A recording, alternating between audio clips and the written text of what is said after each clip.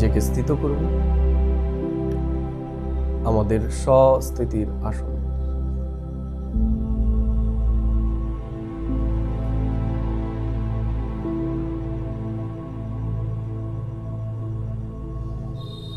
আমি এই শরীর থেকে সম্পূর্ণ আলাদা, দিব্য জ্যোতির্বিন্দু আত্মা।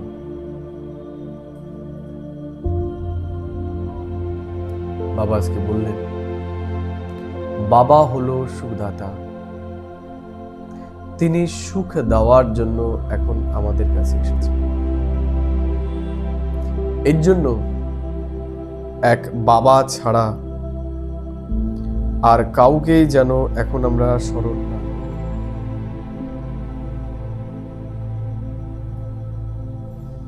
বাবা আজকে বললেন, আমাদের বেহদের বৈরাগী বাচ্চাদের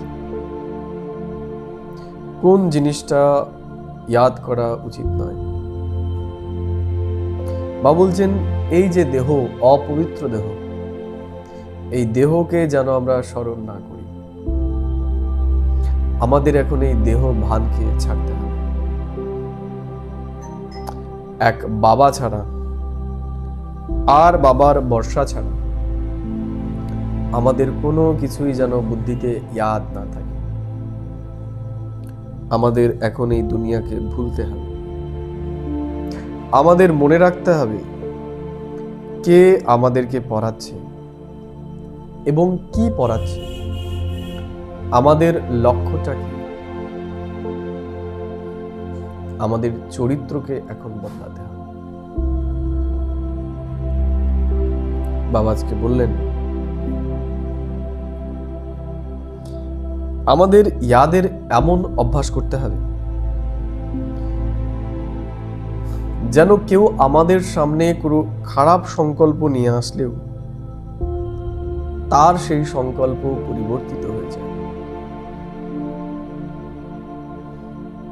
আর একটাই জিনিস আমাদের মনে রাখতে হবে, আমাদের এক শিব বাবা, দ্বিতীয় আর কারো ইয়াদ যেন আমাদের বুদ্ধিতে না আসে। বাবা বলেছেন, আমাদের যদি স্বরাজ্য পেতে হয়, অর্থাৎ বিশ্ব রাজ্যের মালিক আমাদের হতে হয়, তাহলে শরীর সহিত যা কিছু আছে আমাদের সব কিছু বাবার কাছে বলিহার। আমরা কোনো কিছুই যেন বুদ্ধির দ্বারা স্মরণ না করি। বাবা আজকে বরদানে বলেছেন,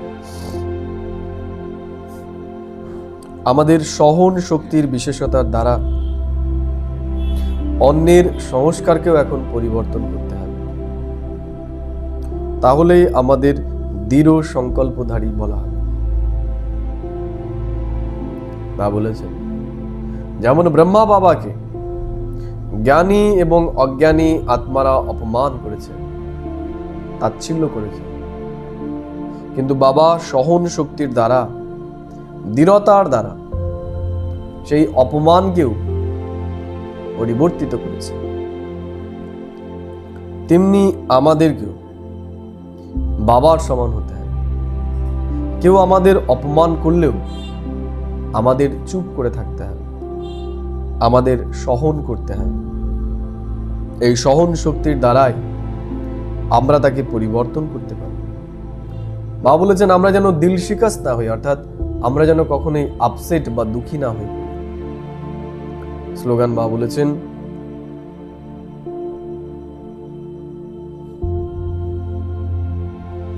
এই সংগম যুগে সহন করে নেওয়া বা ঝোঁকা, এটা হলো সব থেকে বড় মহানতা। আমাদের এখন সহন করতে হবে, আমাদের এখন ঝুঁকতে হবে। বাবা একতা আর বিশ্বাসের উপর বলেছেন, আমাদের একটাই বল, একটাই ভরসা, শিব বাবা। তাকে আমাদের মনে রাখতে হবে এবং তার কর্তব্যকে মনে রেখে আমাদের এগোতে হবে।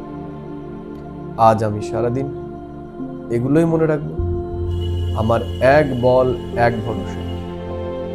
আরেকটা জিনিস আমি মনে রাখবো যে ব্রহ্মা বাবাও যেমন জ্ঞানী এবং অজ্ঞানীদের অপমানকে সহন করে, সহনশীলতার আধারে নিজেকে মহারাজা বানিয়েছেন, আপনিও তেমনি সহন শক্তির দ্বারা নিজেকে বাবার সমান।